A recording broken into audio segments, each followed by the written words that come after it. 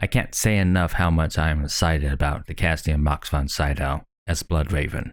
Having an actor of that caliber provides an anchor point for the series, and I believe Bloodraven plays a pivotal role in the endgame of Game of Thrones.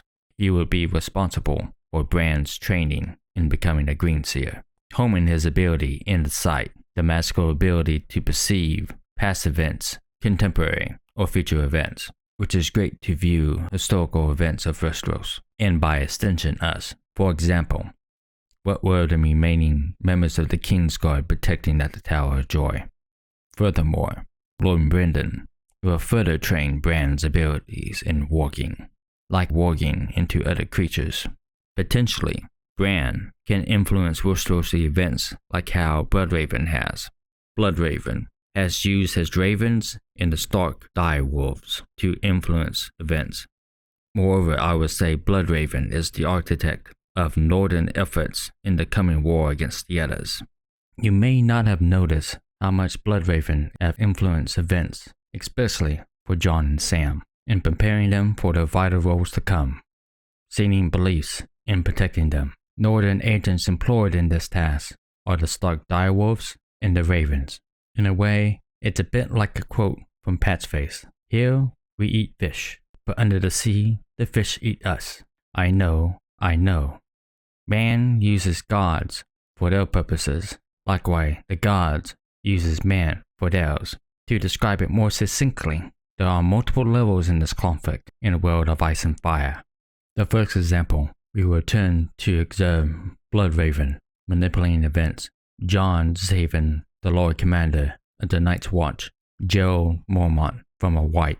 It begins with Ghost stood on his hind heels, scratching at the door. Then Jon got up to investigate the disquiet, which led him to the Lord Commander's tower, where he suddenly heard Mormont's raven screaming corn, causing both Ghost and Jon to bound into Mormont's cellar, where they find a hooded figure. Ghost was the first to spring into action, attacking the man, followed by Jon. Moments later, they struggle until Jon realizes the hooded man is a reanimated corpse, a wight.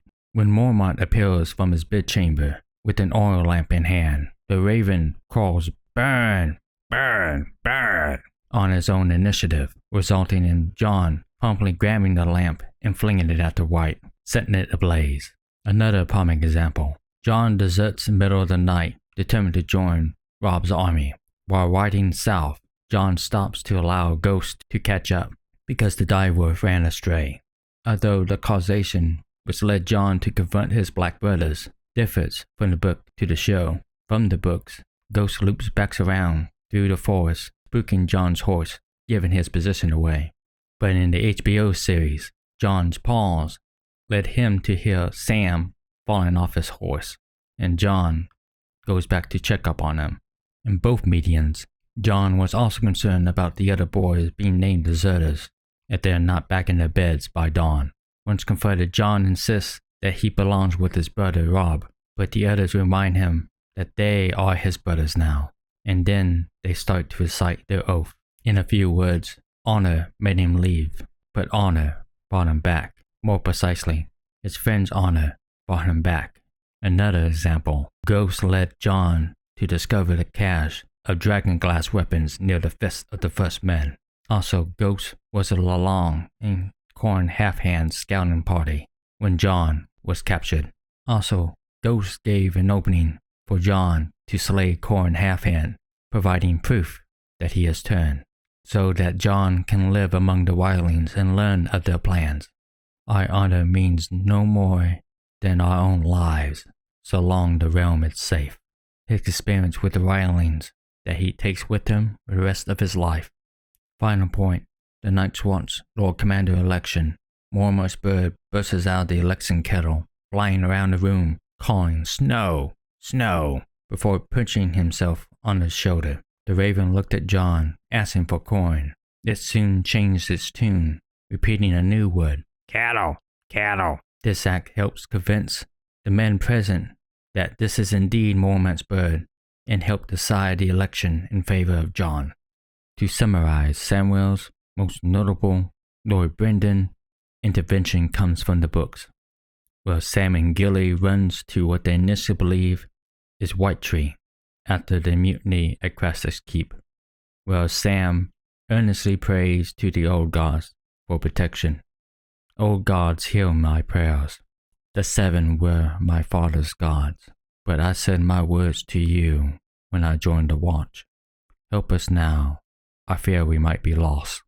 Sam and Gilly set up camp in the long hall for the night, but later that night they are beset by whites, and Sam prays again to the old gods for courage before attacking a white. Skipping ahead, Sam's struggle highlights the ineffectiveness of dragonglass and steel daggers against a chainmail white, but highlights the effectiveness of fire. Once outside, Sam and Gilly are nearly surrounded, but here is where it gets interesting. A raven lands on Sam's shoulder, causing him to turn to see thousands of ravens on the wildwood, screaming and flapping. Suddenly, the ravens descend on the whites like an angry black cloud, clawing and picking the whites. But the raven on Sam's shoulder squawks at him, "Go, go!" The ravens ignored them as they ran by, but without a horse, they feared they would be overtaken by the whites. And that is where they hear a shout, "Brother, here! Brother!" It was a hooded man riding an elk, wearing mottled black and gray garb of the Night's Watch. The figure is later revealed as Cold Hands. They run up to Cold Hands, where he reaches down and pulls them up onto the elk, saving them from the whites. There are other examples I can go over, but I will conclude with Robb's direwolf, Greywind. Although all the Stark children are wargs, we do not know the status of Robb's warging abilities at any given time. We do not know if he is able to warg into Greywind while he's awake, since he doesn't have a point of view chapter. However, it is unlikely that Robb has command over Greywind at these moments.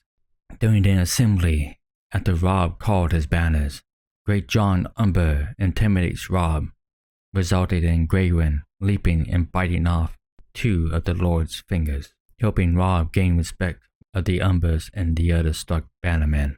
Robb's host was able to stealthily maneuver past the Golden Tooth in the Westerlands, using a secret track that Greywind discovered. This allowed Robb's forces to take Sir Stafford Lannister's forces underworld at the Battle of Oxcross. Additionally, Greywind accompanies Robb in his battles, further adding to Robb's fearsome reputation. Before the Red Wedding, Greywind seems to sense the phrase impending betrayal. Catelyn urges Robb to trust Greywind's instincts. Any man Greywind mislikes is a man I don't want close to you. These wolves are more than wolves, Robb. You must know that. I think perhaps the god has sent them to us, your father's gods, the old gods of the north. Likewise, I wish Greywind would have intervened in Rickard's execution, preventing a kinslaying, but I guess that's more of a product of free will than anything else. Next time, the Return of Jon. Thank you.